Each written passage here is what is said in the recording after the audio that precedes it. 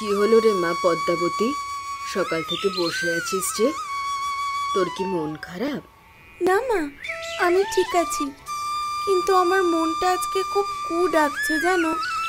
খালি মনে হচ্ছে আজকে আমাদের উপরে কোনো বিপদ আসবে। আমরা গরিব মানুষ মা, আমাদের উপর তো প্রতিদিনই বিপদ আসতে থাকে, নতুন করে আর কি আসবে? কিন্তু তারপরও আমার খুব ভয় করছে গো মা। তুমি আজকে একটু সাবধানে চলাফেরা করবে, কেমন? ঠিক আছে, তা না হয় করব, কিন্তু বেলা তো অনেক গড়িয়ে গেছে, এখনো তো রান্নাই বসানো হলো না। এ মা, তাই তো, আমি তো সকাল থেকে এখানেই বসে আছি, একদম ভুলে গেছি গো। যা মা, আস্তে আস্তে রান্নার কাজটা শুরু কর। আজকে আবার আমার কোমরটায় খুব ব্যথা হয়েছে রে, না হলে নিজেই আস্তে আস্তে শুরু করতাম। তোমার করতে হবে না, আমি শুরু করছি।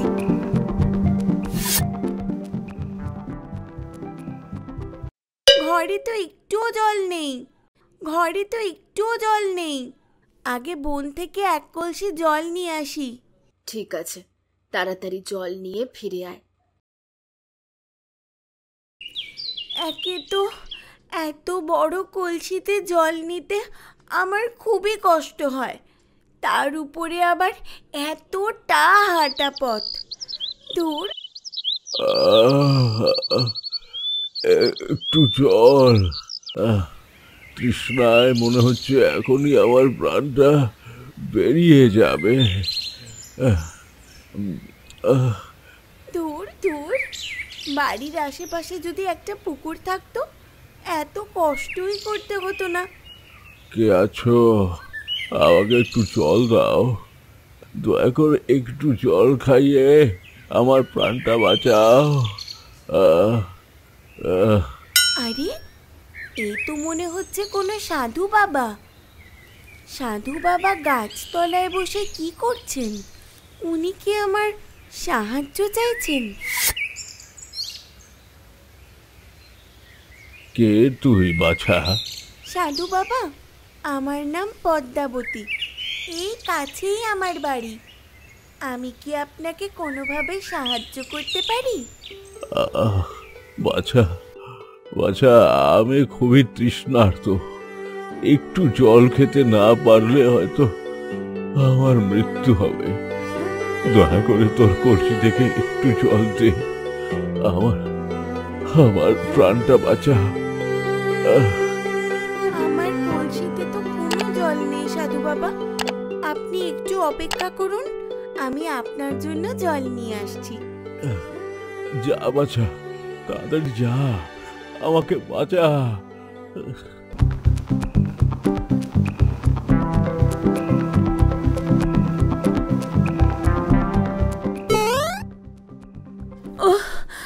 উফ বাবা, আমি তো পড়ে গেলাম, হাত থেকে পড়ে গিয়ে কলসিটা ভেঙে গেল, এখন কি হবে? মেয়েটা কোন সকালবেলা সেই বনের ভিতর জল আনতে গেল, দুপুর গড়িয়ে বিকেল হয়ে গেল, অথচ মেয়েটা এখনো ফিরছে না। জানি না আবার কোনো বিপদ হলো কিনা। আমি অসুস্থ মানুষ, বনের ভিতর গিয়ে যে ওকে খোঁজ করব সেটাও পারছি না। দে বাছা, আমাকে জল দে, জল খেয়ে তৃষ্ণা মেটাই, প্রাণটা বাঁচাই, দে। তোর তোর এত বড় সাহস, তুই আমার সাথে ছলনা করলি, জল খাওয়ানোর কথা বলে আমাকে ঠকালি। বিশ্বাস করুন সাধু বাবা, আমি আপনাকে ঠকাতে চাইনি, হঠাৎ আমি হোঁচট খেয়ে পড়ে গেলাম, আর এতেই আমার কলসি ভেঙে সব জল পড়ে গেল। আমি আর তোর মুখ থেকে কোনো কথা শুনতে চাই না। তুই আমার সাথে এই যে কাজ করেছিস, তার জন্য তোকে কঠোর শাস্তি পেতে হবে। সাধু বাবা, আমাকে ক্ষমা করে দিন, আমি আপনার জন্য আবার জল নিয়ে আসবো, আমাকে দয়া করে শাস্তি দেবেন না সাধু বাবা। সাধু বাবা, কিছুক্ষণের ভিতরে হয়তো হয়তো আমার মৃত্যু হবে, তবে তবে মৃত্যুর আগে আমি তোকে অভিশাপ দিলাম, আজ থেকে তুই এই বনে একটা পদ্ম ফুল হয়ে বেঁচে থাকবি।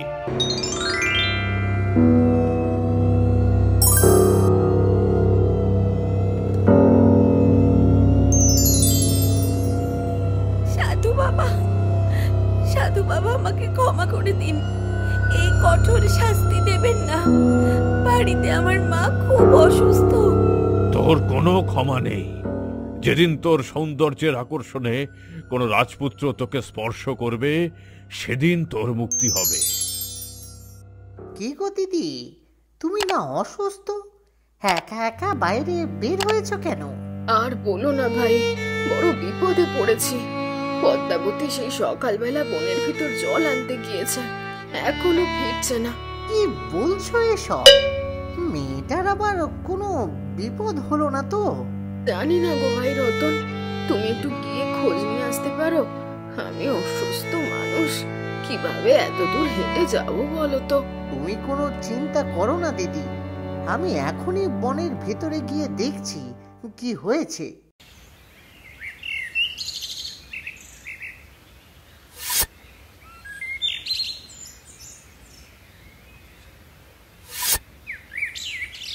মামা, ও মামা, মামা, ও মামা, মামা, আমি এখানে, আমাকে বাঁচাও।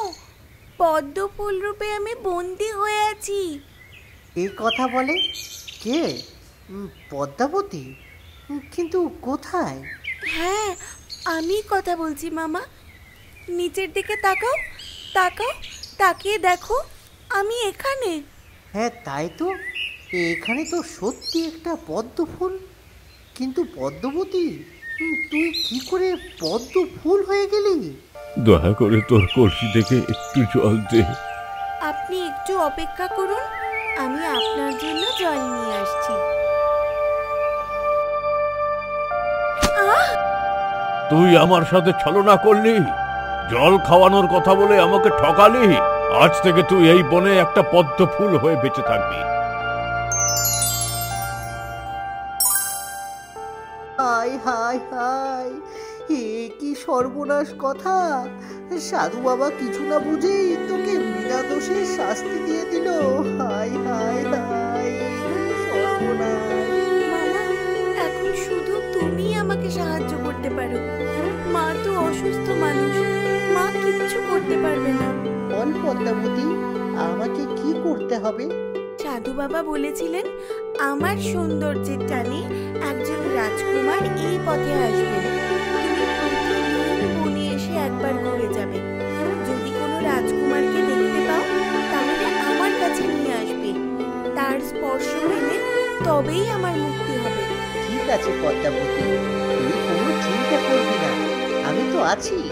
আমি প্রতিদিন বনের ভেতরে একবার করে ঘুরে যাব, কেমন? মাকে চিন্তা করতে বারণ করো, বলবে যে আমি একদম ঠিক আছি। ঠিক আছে, আমি তাহলে এখন আসি। এই বনে আমি প্রতিদিন অবশ্যই আসব, রাজকুমারের খোঁজও করব। কিন্তু রাজকুমারকে নিয়ে যাব আমার মেয়ে স্বর্ণমালার কাছে। রাজকুমারের সাথে আমার মেয়ের বিয়ে দিয়ে ওকে রাজরানী করব। হ্যাঁ, আর এখন শুধু সময়ের অপেক্ষা। তা কবে রাজকুমার আসে দেখি।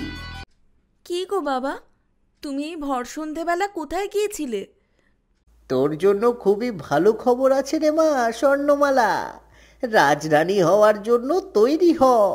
খুব শীঘ্রই তোকে বিয়ে করতে রাজকুমার আসবে। কি বলছো বাবা এসব? সত্যি সত্যি আমি রাজরানী হব? তবে আর বলছি কেন, এখন শুধু সময় আর সুযোগের অপেক্ষা।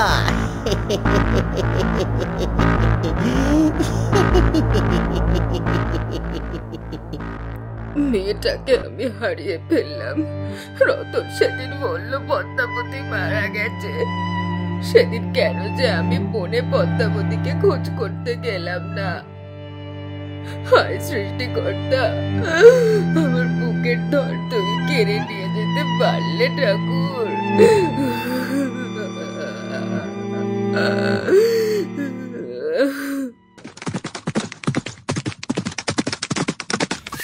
আজ এতদিন ধরে রোজ একবার করে বনের ভিতরে ঘুরে যায়, অথচ কোনো রাজকুমারের দেখা আজ পর্যন্ত পেলাম না। জানি না ওই সাধু বাবার কথা কতটা সত্যি।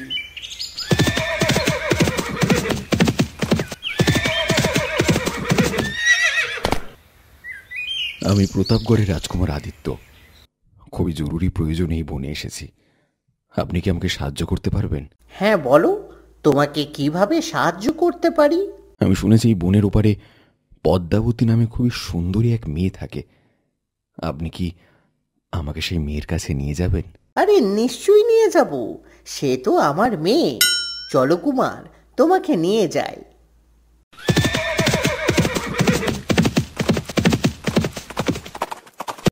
এসব কি হচ্ছে? আমি তো এখানে।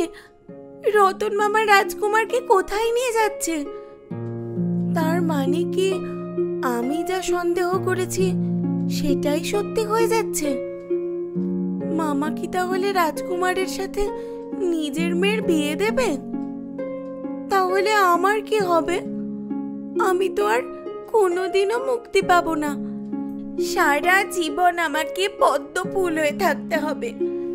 হে অদৃষ্ট, আমাকে রক্ষা করো, রক্ষা করো আমাকে। কই রে মা, দেখ কাকে নিয়ে এসেছি। রাজকুমার আদিত্য আমাদের বাড়িতে এসেছেন। ওমা, তাই তো। আসুন কুমার, আসুন। আমি তো এতদিন যাবৎ আপনার জন্যই অপেক্ষা করছি। কিন্তু আমি যাকে কল্পনা করেছি আপনি তো সে না। আপনি কি সত্যি পদ্মাবতী? হ্যাঁ রাজকুমার, এটাই আমার মেয়ে পদ্মাবতী। ও অনেক সুন্দরী, কিন্তু অভাবের সংসারে ওর সব সৌন্দর্য নষ্ট হয়ে গেছে।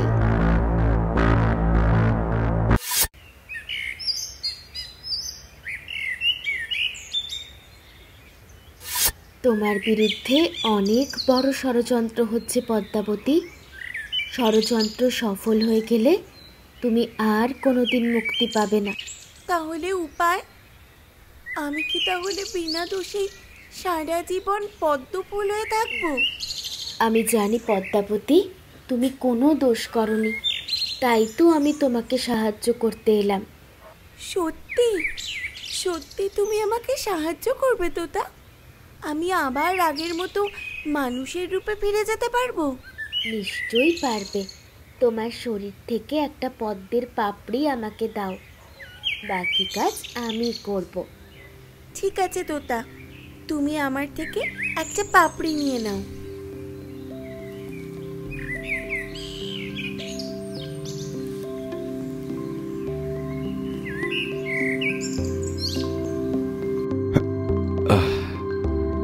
কি সুন্দর একটা পদ্ম ফুলের পাপড়ি, কি সুন্দর এর ঘ্রাণ। আমার মনে হচ্ছে এই পাপড়িটা হাতে ধরার সাথে সাথে আমার হারানো কিছু শক্তি ফিরে পেলাম। এমনটা তো এই বাড়ির মেয়েকে দেখার সময় হলো না। তুমি একদম ঠিক কথা বলেছ রাজকুমার আদিত্য। তুমি যে মেয়ের খোঁজে এসেছো, এই মেয়ে সেই মেয়ে নয়। আসল পদ্মাবতী বনের ভিতর একটা পদ্ম ফুল রূপে বন্দী হয়ে আছে। আমি তার একটা পাপড়ি নিয়ে তোমার কাছে এসেছি। একমাত্র তুমিই পারো তাকে মুক্তি দিতে। হ্যাঁ, আমি দেব মুক্তি। নিশ্চয়ই আমি পদ্মাবতীকে মুক্তি দেব। তাহলে আর দেরি কেন? চলো চলো আমার সাথে। আমি কিছুতেই মানব না। আমাকে ফাঁকি দিয়ে কিছুতেই ওই পদ্মাবতী রাজরানী হতে পারবে না। রাজকুমার আদিত্যের আগেই আমি ওই বনে পৌঁছাবো। এরপর ওই গাছকে আমি উপড়ে ফেলে দেব। তোর খুব রাজরানী হওয়ার শখ জেগেছে, তাই না রে পদ্মাবতী? আমি এখন তোকে গোড়া সহ উপড়ে ফেলবো। দেখি তুই কি করে রাজরানী হতে পারিস। না স্বর্ণমালা, তুমি এমন কাজ করো না। আমি শুধু মুক্তি পেতে চাই, আমি রাজরানী হতে চাই না। দয়া করে আমাকে উপড়ে ফেলো না। আমি মুক্তি চাই, শুধু মুক্তি চাই। এখন এসব কথা বলে আর কোনো কাজ হবে না। যা করার আমি এক্ষুনি করব। শান্ত হও, শান্ত হও স্বর্ণমালা। এমন কাজ করো না, এতে হিতে বিপরীত হতে পারে। হায় হায় হায়, এ আমার কি হয়ে গেল? আমি তো নিজেও একটা পদ্ম গাছ হয়ে গেছি। তুমি তোমার লোভের শাস্তি পেয়ে গেছো স্বর্ণমালা। এখন আমি পদ্মাবতীকে মুক্তি দেব।